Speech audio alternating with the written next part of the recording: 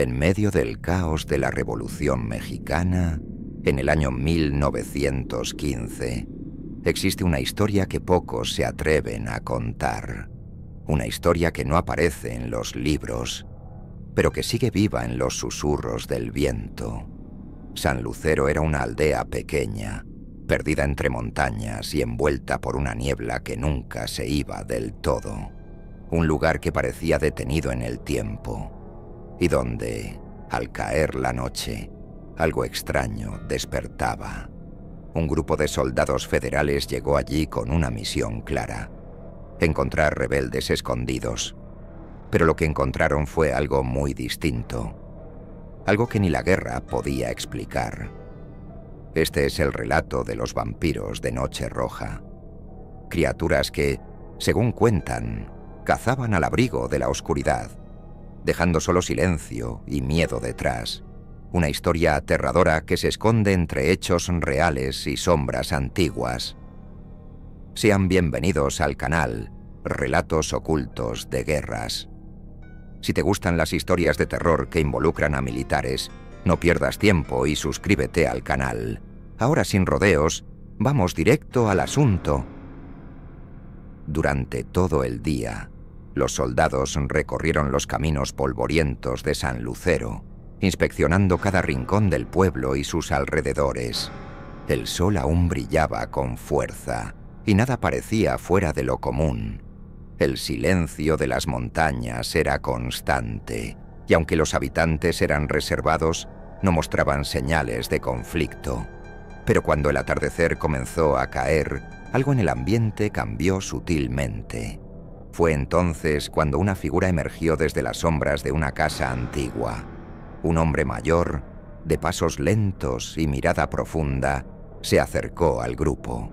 Era don Mateo, el vecino más viejo del lugar, conocido por casi nunca salir de su hogar. Su presencia no pasó desapercibida. Sin rodeos, se dirigió a los soldados con voz serena pero firme. Deberían irse antes de que el cielo se pinte de rojo. Ellos despiertan cuando el cielo sangra. Algunos se rieron en voz baja, como si se tratara de una superstición más. Pero el teniente Javier Ortega no se unió a las risas. En los ojos del anciano había algo real, una advertencia silenciosa que no debía tomarse a la ligera. Minutos después, el sol comenzó a esconderse detrás de las montañas y el cielo adquirió un tono rojo intenso. No era un color cálido o pacífico. Era denso, inquietante, como si el aire mismo se volviera más pesado. Los pájaros dejaron de cantar, el viento se detuvo y todo pareció congelarse por un instante. Las palabras de don Mateo resonaban en la mente de Ortega. Había algo en ese lugar que escapaba a toda lógica. Y mientras la oscuridad cubría San Lucero, ninguno de ellos lo sabía aún, pero ya era demasiado tarde para cambiar el destino. Mientras levantaban el campamento en las afueras de San Lucero, los soldados comenzaron a notar una inquietante ausencia de sonido. No se oía el canto de los grillos, ni el aullido lejano de los coyotes, ni siquiera el crujido de las ramas bajo el viento. El silencio era tan profundo que parecía antinatural, como si todo estuviera conteniendo el aliento. Una niebla espesa descendía lentamente desde las colinas, envolviendo cada rincón del lugar con un velo húmedo y frío. Las antorchas apenas conseguían iluminar a más de unos pocos pasos y cada sombra parecía moverse con vida propia. Javier Ortega, de turno en la guardia, se mantenía alerta.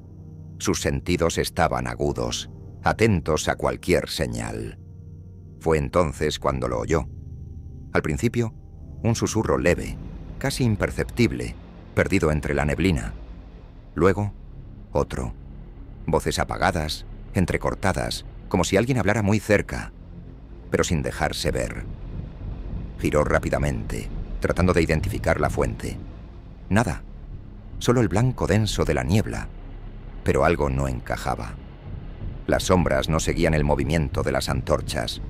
Se deslizaban por el suelo, lentas, como figuras sin cuerpo. Javier alertó a sus compañeros. En minutos, varios soldados rodearon el perímetro, revisando cada arbusto, cada rincón del terreno. No encontraron a nadie. Sin embargo, algo llamó la atención de todos. Marcas extrañas en la tierra. Eran huellas, con forma humana, pero alargadas, profundas, como si en lugar de caminar, algo se hubiera arrastrado con peso por entre los arbustos.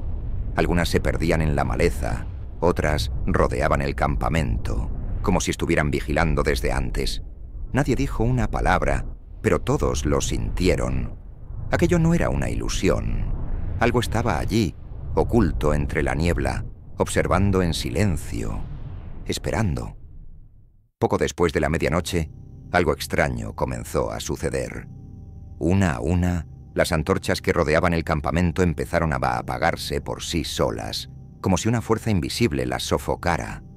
La oscuridad se hizo densa, pesada, casi imposible de atravesar con la mirada. El silencio volvió, pero esta vez no era calmo, era tenso, como si algo estuviera prestes a estallar. Y entonces aparecieron. Desde los árboles surgieron figuras delgadas y pálidas, casi translúcidas bajo la luz da luna. Eran altas, de movimientos rápidos y precisos. Sus ojos brillaban con un resplandor antinatural, como brasas vivas en medio a la sombra. Tenían garras largas y afiladas, y su andar era tan veloz que apenas se lograban distinguir sus formas por completo. El caos fue inmediato. Los soldados intentaron formar una línea de defensa, pero no hubo tiempo. Algunos gritaban, pidiendo ayuda, dando órdenes, pero sus voces se perdían en el aire como si algo las apagara.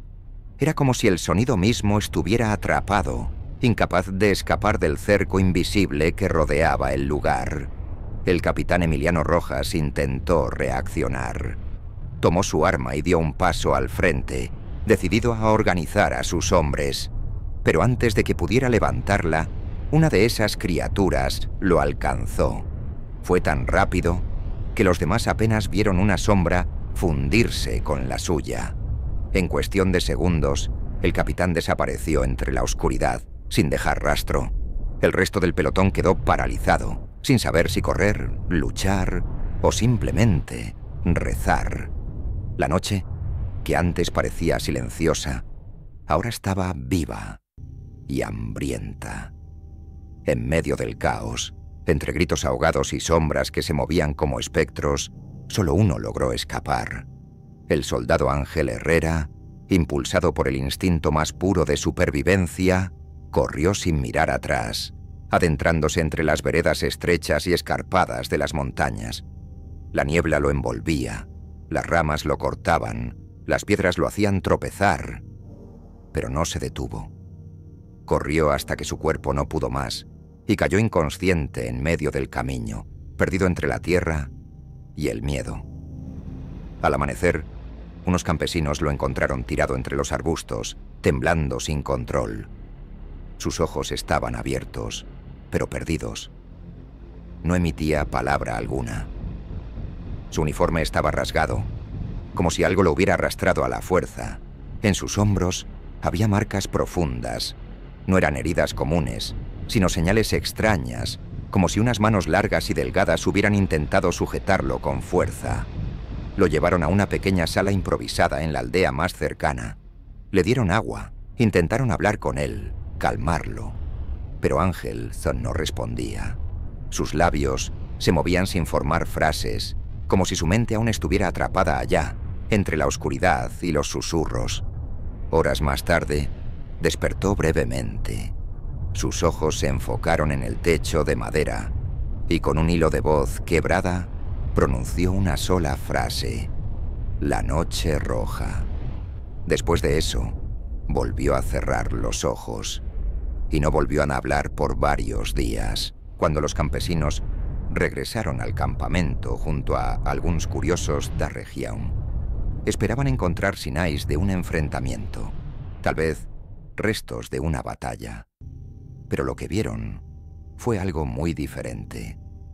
algo que nadie estaba preparado para presenciar. Los cuerpos de los soldados estaban esparcidos por el terreno, en silencio absoluto. No presentaban heridas visibles, ni cortes, ni señales de lucha. Sus uniformes seguían intactos, las armas a su lado, sin haber sido disparadas, pero sus rostros contaban otra historia. Cada uno mostraba una expresión congelada de puro terror, como si hubieran visto algo imposible de comprender justo antes de caer. Lo más extraño eran las marcas. En los cuellos de muchos se notaban señales delgadas y profundas, como si algo se hubiera apoyado allí con firmeza, dejando un rastro. Su piel, nada más, estaba extremadamente pálida, casi traslúcida bajo la luz de la mañana. No había huellas alrededor, ni rastros de animales, ni árboles dañados. Era como si la oscuridad hubiera entrado y salido sin tocar nada más. Pero una cosa sí llamó la atención: dos que investigaban. Manchas oscuras esparcidas sobre las piedras y entre las raíces próximas. No era sangre. Aquella sustancia tenía un color más profundo, una textura espesa y pegajosa, parecida a la resina que gotea de ciertos árboles. Al tocarla, se sentía seca, quebradiza, como si el aire mismo la hubiera endurecido durante la noche.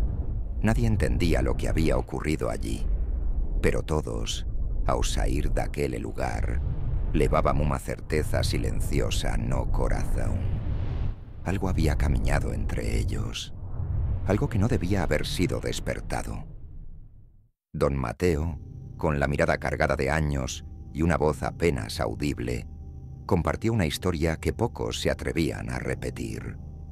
Según él, San Lucero había sido construido cerca de una caverna antigua, oculta entre las montañas y envuelta en un silencio que no era natural. No era una simple grieta en la roca.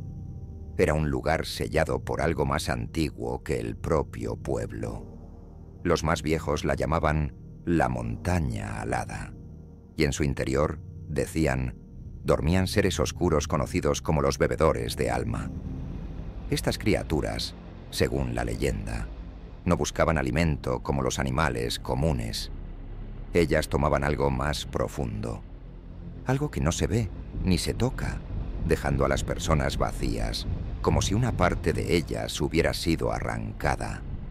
Durante generaciones, símbolos sagrados fueron grabados sobre la entrada de la cueva para mantenerlas dormidas. Pero, en ciertas noches marcadas por el cielo rojo o eclipses antiguos, esas marcas perdían su fuerza, y el susurro de las profundidades comenzaba a despertar. Don Mateo creía que los soldados, sin saberlo, habían instalado el campamento justo sobre la entrada sellada. Con sus pasos, su fuego y el ruido constante perturbaron lo que nunca debió ser molestado.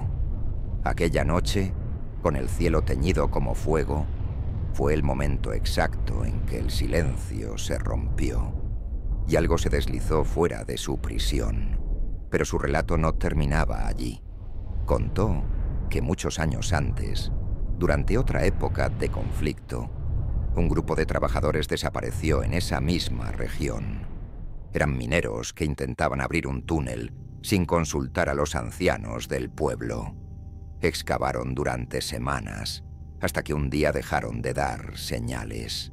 Cuando algunos aldeanos se acercaron para ver qué ocurría, encontraron las herramientas tiradas en el suelo, carpas destrozadas y una serie de marcas extrañas en las paredes de roca, como si algo con garras muy finas hubiera rasgado la piedra desde dentro. No había rastros de lucha, ni de huida. Solo un cuaderno empapado por la humedad, donde alguien había escrito repetidamente en las últimas páginas: «Ellos están bajo nosotros». Desde entonces, los habitantes de San Lucero evitaban esa parte de la montaña. Decían que algo dormía ahí abajo, esperando. Pero con el paso del tiempo, las advertencias se fueron olvidando, hasta que los soldados llegaron. Mientras don Mateo terminaba su historia, El viento sopló con fuerza a través de las rendijas de su vieja cabaña. Nadie dijo una palabra, pero todos sabían, en lo más profundo, que aquella noche no había sido casualidad. Algo había sido liberado, y ya no había forma de encerrarlo otra vez. 100 años han pasado, pero en San Lucero, el tiempo parece haberse detenido. La niebla sigue allí, cubriendo las montañas con un manto espeso que nunca se disipa del todo.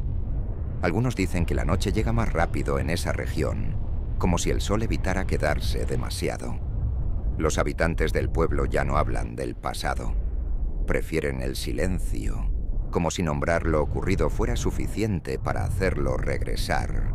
Sin embargo, viajeros y exploradores aseguran haber visto cosas que no pueden explicar. Figuras aladas cruzando entre las nubes, sombras que se mueven en lo alto de los picos y susurros en idiomas que nadie reconoce. Todos coinciden en algo.